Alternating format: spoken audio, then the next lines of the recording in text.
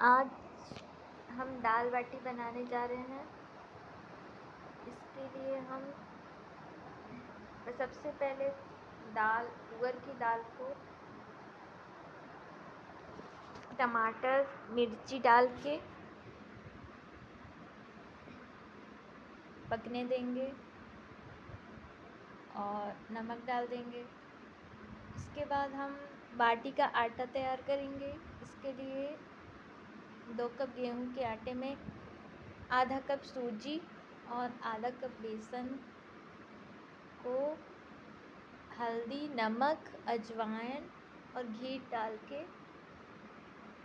गूँथ लेंगे।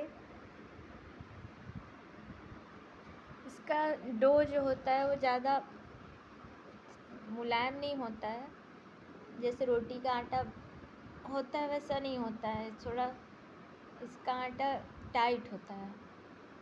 इसके लिए आप ज़्यादा पानी इसमें मिक्स मत करिए, थोड़ा थोड़ा पानी मिक्स करके टाइट आटा इसका बना लीजिए, गूँथ लीजिए।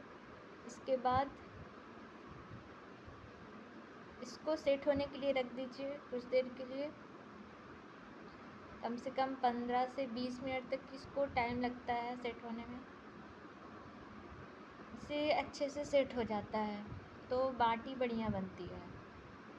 इसके बाद जब ये सेट हो जाता है तो इसकी लोई बना के इसको गोल गोल लोई बनाएंगे और तंदूर को गर्म होने के लिए रख देंगे। जब तंदूर थोड़ा गर्म हो जाएगा तो उसमें बाटी रख देंगे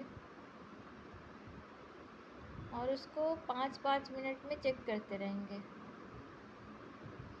बाटी को तैयार होने में कम से कम 20 से 25 मिनट तक लगते हैं, क्योंकि ये धीमी आंच में पकती है। और इस तरह दाल बाटी बन के तैयार हो जाती है। आप इसको एंजॉय करिए और आखिरी शॉर्ट्स को लाइक, सब्सक्राइब और शेयर ज़रूर करिएगा। Thank you.